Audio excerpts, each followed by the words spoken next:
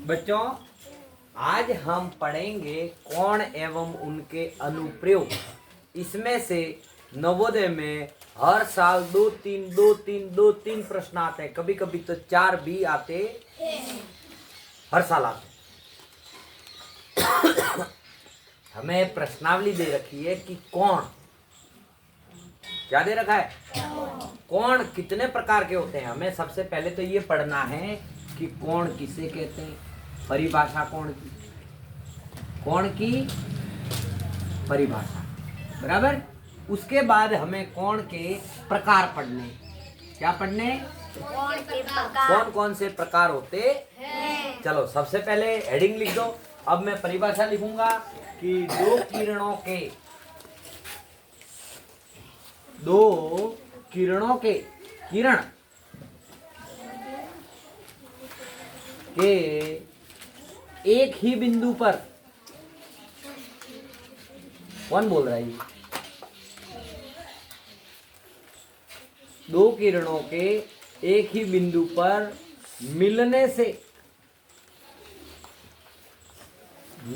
से बनी आकृति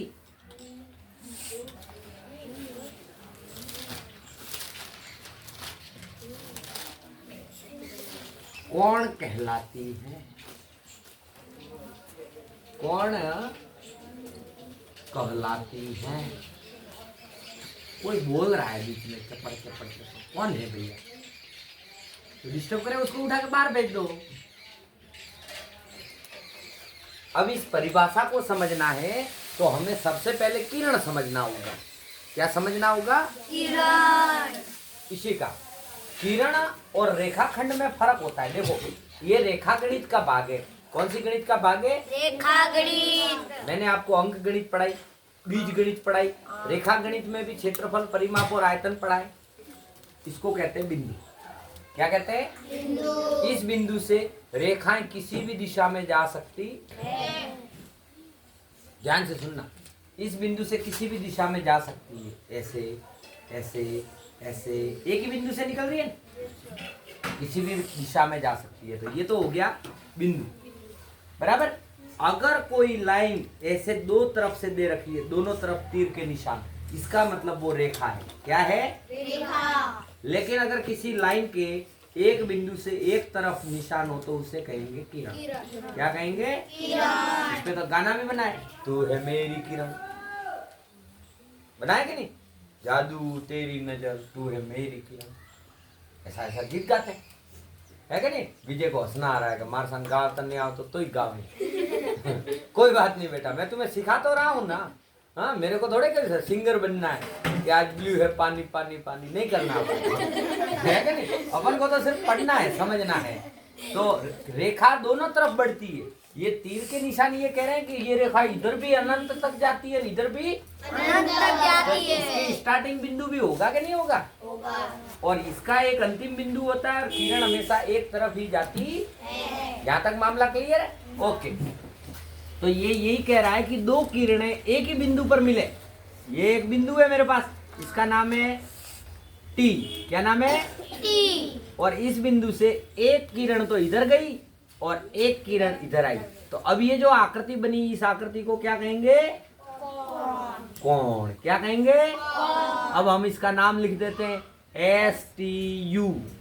ये कौन सा कोण बन गया? कोण बराबर STU। या अगर फिर भी याद नहीं रहे तो अपन ऐसे भी लिख सकते हैं, कोण UTS। और फिर भी याद ना रहे तो हम इसको लिख सकते हैं कोण T, क्योंकि बीच में T आ रहा है ना। देखो, दोनों के बीच में क्या आ रहा है? टी। तो अपन कोण T भी लिख सकते। यहाँ तक समझ में आया? कोण की परिभाषा समझ में आई कि नहीं आई? दो किरणों के एक ही बिंदु पर मिलने से बनने वाली आकृति कोण कहलाती है। एक बार परिभाषा पढ़ के सुनाओ। दो किरणों के एक ही बिंदु पर मिलने से बनी आकृति कोण कहलाती है। अब क्या पढ़ेंगे? कोण के प्रकार। कोण के प्रकार। कितने प्रकार के कोण होते हैं, ये भी तो हमको पता होना चाहिए। तो सबसे पहला कोण आता है, उसको कहते हैं न्यून कोण। आप लिखना शुरू कर दो साथ साथ, अभी मैं नाम लिखवा रहा हूं तब तक, जब समझाऊंगा। फिर आता है समकोण, समकोण। फिर आता है अधिक कोण।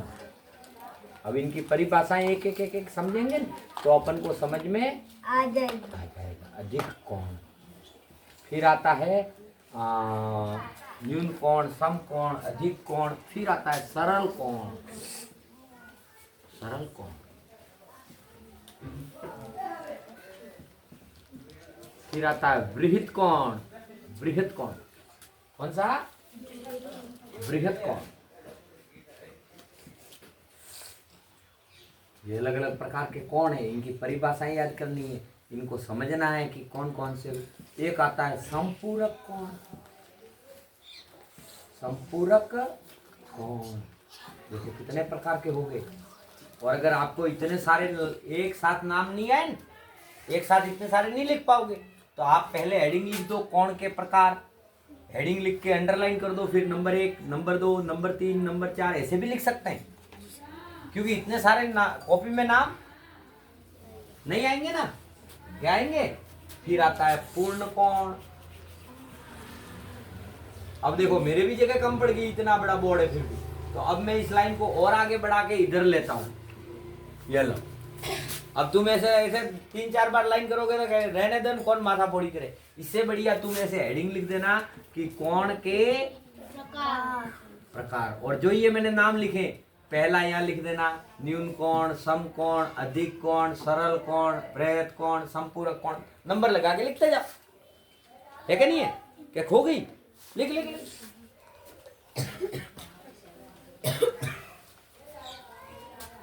संपूरक लिखा, फिर लिखेंगे पूरक।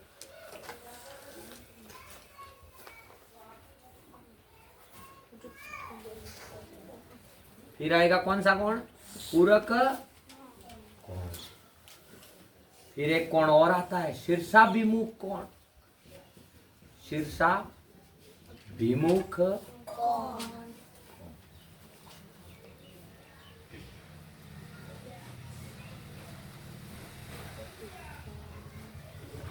फिर एक कोण और आएगा आसन्न कोण, आसन्न कोण। फिर एक कोण आएगा रेखिक युग्म कोण। ये इतने सारे कोण हैं। अब आप मुझे गिन के बताओ ये कितने कोण हुए? 11।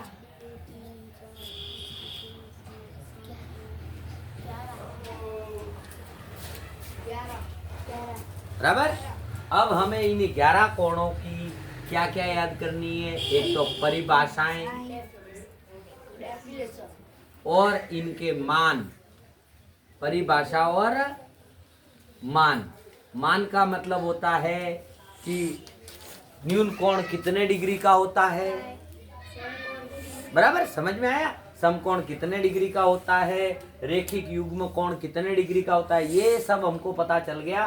तो इसमें से कोई भी सवाल पूछे हम कर सकते, बराबर। आप लिख दीजिए 11 नाम, ये लिखती है। तो ये नाम आपको याद करने, इनकी परिभाषा और मान। अब हम बारी बारी से एक एक कोण को पढ़ेंगे। सबसे पहले न्यून कोण है तो इसी को पढ़ते हैं, उसके बाद समकोण को, फिर अधिक कोण को, सरल कोण को, ऐसे बारी बारी से सबको पढ़ेंगे और समझेंगे। तो अब इनको मैं मिटा रहा हूं, आप हेडिंग लिखो न्यून कोण। किसे कहते हैं न्यून कोण? सबसे पहले परिभाषा, ठीक है, ये तो कोण की परिभाषा थी। अब कोण में भी अलग अलग प्रकार है, कोण में भी अलग अलग। तो सबसे पहला जो कोण हम पढ़ेंगे उस कोण का नाम है नंबर 1, न्यून कोण। न्यून का मतलब होता है कम, न्यून कोण, बराबर। अब न्यून कोण को इंग्लिश में एक्यूट एंगल कहते हैं। कौन सा एंगल कहते हैं? Acute angle. लेकिन इंग्लिश में आपके है नहीं, तो मैं आपको डायरेक्ट लिखवाता हूं कि 0 डिग्री से अधिक, 0 डिग्री से तथा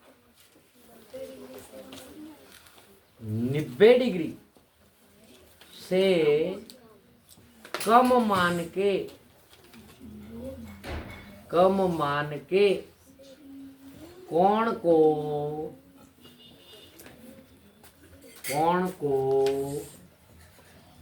न्यून कोण कहते हैं।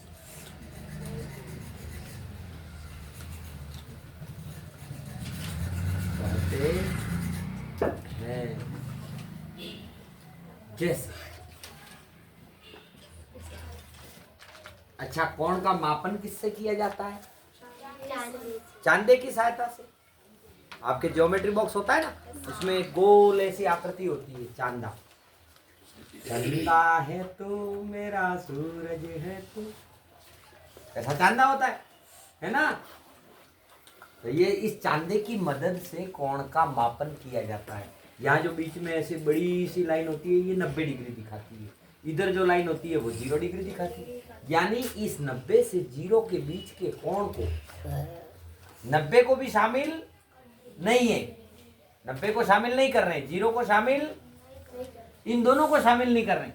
90 से अधिक, अरे 0 से अधिक, 90 से मान के कोण को क्या कहते हैं? जैसे, जैसे मैंने 30 डिग्री लिखा, 20 डिग्री लिखा। अब ये सारे देखो 90 गिनती का गिनती तो आती है ना, तो 90 से कम है। जैसे 60 डिग्री है ना, 45 डिग्री, ये ऊपर जो मैं ये ऐसा निशान कर रहा हूँ, ये डिग्री कहलाता है। डिग्री नहीं, डिग्री तो लड़की ये बैठी है लैंड की, डिग्री कह रहा हूँ। हाँ, नहीं तो अभी तुम घर पे जाओगे पढ़ के, ओ माँ डिग्री भूखी थी ना, वो डिग्री है, मैं डिग्री कह रहा हूँ। ठीक है, 75 डिग्री आदि। अब तुमको अगर गिनती आती है तो उसके आधार पर पता कर सकते हैं। और अगर हमको ये कोण बनाना हो तो ये कोण हमेशा ऐसे बनेगा। इसका मैं नाम लिख देता हूं ABC। तो ये कौन सा कोण हुआ? न्यून कोण। और गिनती में जो 90 से कम की गिनती आती है वो सारी की सारी न्यून कोण में आती है। ठीक है, अब इसके बाद न्यून कोण के बाद हमारे पास कौन सा कोण आता है? समकोण। अच्छा, न्यून कोण किस किस की समझ में नहीं आया? न्यून कोण किसकी समझ में नहीं आया? हाथ खड़े करो। जो समकोण होता है इसको इंग्लिश में राइट एंगल कहते हैं। कौन सा एंगल कहते हैं? Right angle. तो इसकी परिभाषा होगी क्या? 90 डिग्री के माप के कोण को, 90 डिग्री का जो कोण होता है ना, माप के कोण को, माप के कोण को समकोण कहते हैं। समकोण कहते हैं। ये सीधा बनेगा, सीधा मतलब एक लाइन ऊपर की तरफ, और ये 0 डिग्री तो वैसा का जैसे। और इसमें तो एक ही कोण है कि ज्यादा होंगे? कितने डिग्री का? 90 डिग्री। तो इसका जो कोण बनेगा ना वो एकदम ये लाइन ऐसे सीधी होगी। और ये जो कोण बनेगा इसका मैं नाम लिख देता हूं LMN। तो इसमें कोण LMN बराबर कितने डिग्री है? 90 डिग्री। बराबर। वो तो हम चांदे से अगर कोण बनाएंगे ना घर जाकर, तो अपन को पता चलेगा, चांदा देखेंगे तो पता चलेगा कहाँ है कहाँ नहीं। आपके सबके पास चांदा है? फिर एक तीसरा कोण आता है। कौन सा आता है क्रिश? तीसरा कोण अधिक कोण। अधिक कोण। और अधिक कोण की परिभाषा को क्या कहेंगे? 90 डिग्री से अधिक। 90 डिग्री को समकोण भी कहते हैं, तथा 180 डिग्री से कम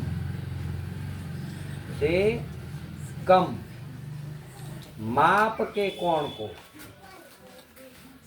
माप के कोण को अधिक कोण कहते हैं। अधिक कोण कहते हैं।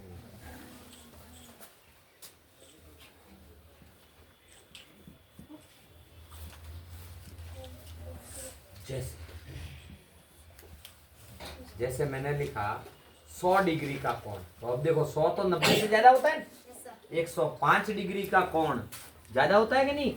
120 डिग्री का कोण, 135 डिग्री का कोण, 175 डिग्री का कोण, 170 डिग्री का कोण और 179 डिग्री का कोण भी अधिक कोण में आता, क्योंकि 180 तो फिर दूसरा कोण हो गया, उसका नाम अलग हो जाएगा, सरल कोण हो गया, है ना? कौन सा कोण हो जाएगा?